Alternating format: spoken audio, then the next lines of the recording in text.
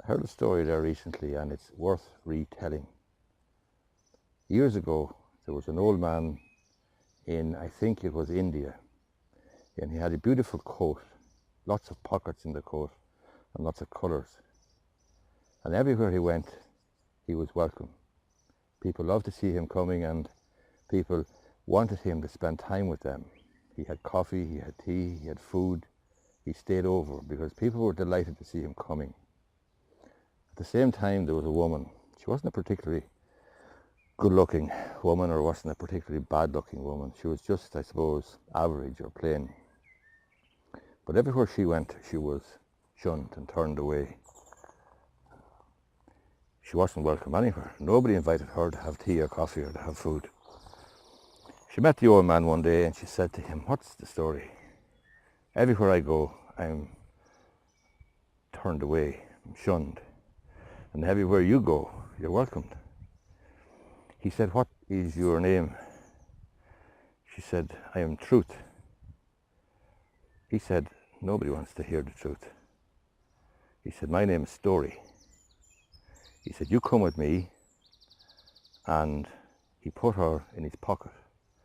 And from then on, everywhere that they went, they were welcomed. Life changed completely for the lady and indeed for the man. When you come to me for a consultation or for advice, I can't guarantee to tell you a story, but I will tell you the truth. If you don't have a claim or don't have a case, I'm not going to waste your time, and I'm not going to encourage you to think that you have. The moral of this story is that everybody loves a story. So where you may be trying to persuade somebody to do something, you may be trying to persuade somebody of your point of view, you may be trying to persuade somebody to say yes or to buy your product or to buy your service. You may be trying to persuade somebody that your opinion is the correct one or your worldview is the correct one.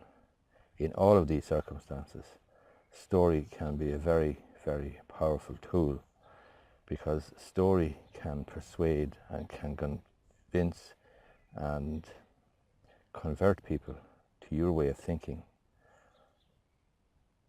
as opposed to using hard data and facts. And story can be used in practically all walks of life and in all professions.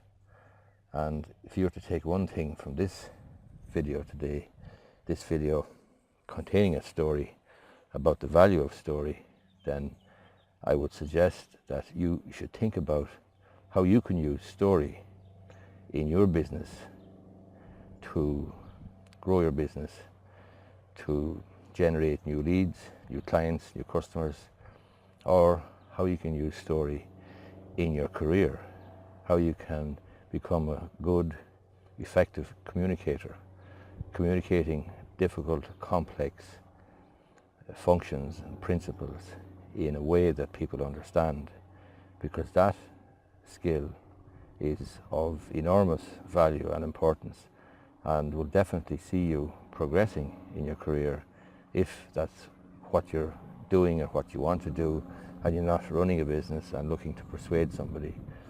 From a solicitor's perspective, clearly I have to persuade people all of the time.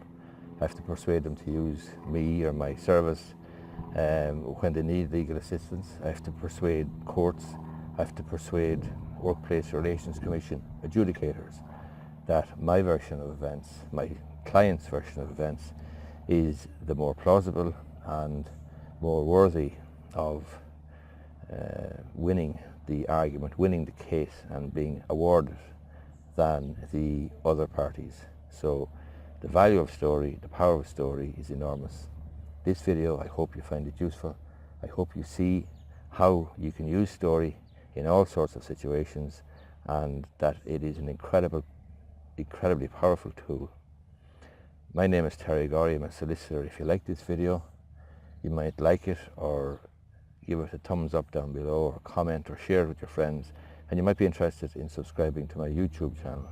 I have a lot of videos on YouTube and they are of a lot of use, I think, or a lot of benefit to a lot of people. So you might be interested in subscribing. Thanks for watching this video anyway.